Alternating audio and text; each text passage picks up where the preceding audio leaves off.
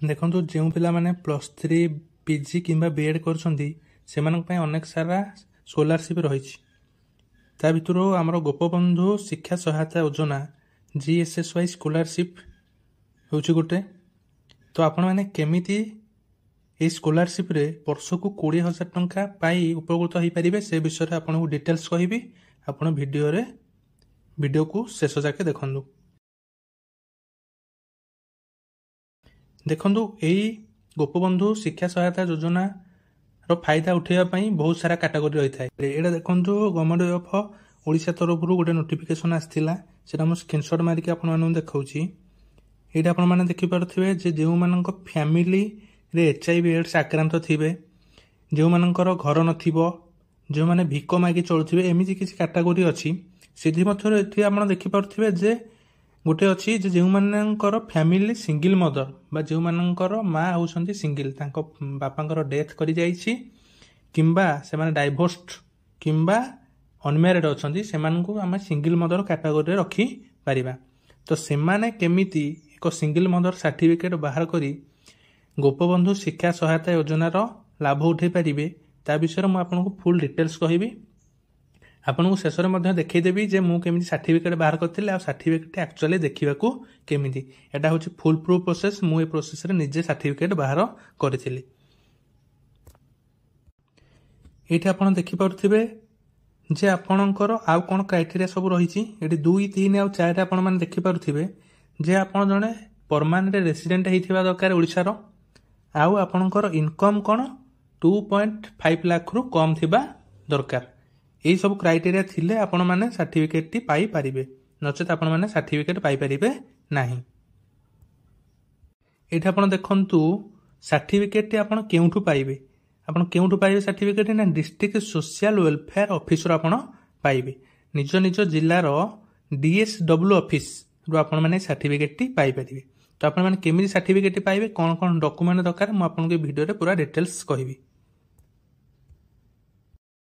आपण माने प्रथमे आपनक निज जिल्लार डीएसडब्ल्यू ऑफिस बा डिस्ट्रिक्ट सोशल वेलफेयर ऑफिस की जिबे। सेठी पचारिबे मु सिंगल मदर सर्टिफिकेट बाहर करबाकू चाहूची। तो सेठी से कहिदेबे जे एई सेक्शन रे आपनकर सर्टिफिकेट बाहर करा जाउची। सेठी आपण जाई कि पचारिबे जे मु सिंगल मदर सर्टिफिकेट टी बाहर करियाकू चाहूची। आम जिल्लार डीएसडब्ल्यू ऑफिस रे जो सेक्शन रे सर्टिफिकेट बाहर करथिले सेठी जने मैडम थिले। तो मु से मैडम को पचारले मैडम कोन कोन सब डॉक्यूमेंट दरकार। मैडम एई 7टी डॉक्यूमेंट मते कही थिले।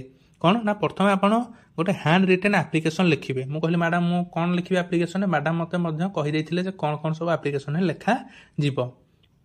मु सेठी एप्लिकेशन ता आपन को लगेई देइछि, आपण माने सेठु कॉपी पेस्ट मध्य करि परिबे। देखो ता सहित आ कोन आपण दरकार ना मदर्स इनकम सर्टिफिकेट दरकार, मदर को रेसिडेंट सर्टिफिकेट दरकार। यदि मदर को नाही आपण निजर देई परिबे। मदर्स आधार कार्ड दरकार, एप्लिकेशन एजुकेशनल सर्टिफिकेट दरकार, आपण मानकर एजुकेशनल सर्टिफिकेट दरकार।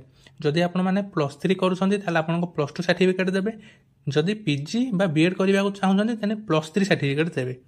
आ आपण को आधार कार्ड, फादर को डेथ सर्टिफिकेट एटा कंपलसरी नु सेठी जदि आपण मागंती आपण देबे। तो देखंतु एप्लिकेशन रे मु कोन लिखिदिले आपण मानू एठी स्क्रीन ऊपर देखै दोछि। देखंतु एप्लिकेशन टी आपण एई भली भाबे लिखि परिबे। कौन लिखिथिली मु ना to the district social welfare office आपण दी डिस्ट्रिक्ट ना देबे। सब्जेक्ट रे आपण लिखिए कोन ना request to provide single mother status certificate. ताबे लिखिए respected sir and madam with due respect I want to inform you that my father died due to जो रीजन आपण बापा मरथिबे एठी से लिखि देबे। My mother is now a single mother and not able to provide me financial support to pursue my higher studies, so I need a single mother status certificate to apply for GSSY scholarship. Hereby I request you to provide me a single mother status certificate so that I can claim the benefit of GSSY scholarship. I will be highly obliged for your cooperation. तापर एठी लिखिबे your sincerely आपण ना address, phone number, email, date, time लिखिकी a application सह आपण माने सब document को लगेई की सेठी से मैडम को बा सर जी थिबे आपनकर सेठी तांको देबे। तापर प्रोसेस कोन म आपण मानकू कहूची।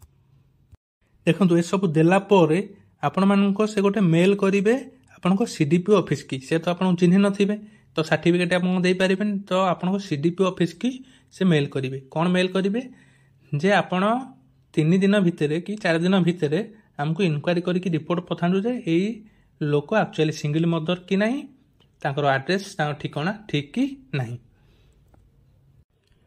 तो सेठू मेल कला पर आपण सीडीपी ऑफिस की जाइए पचारि पारिबे जे एक्चुअली मेल आसी कि नहीं।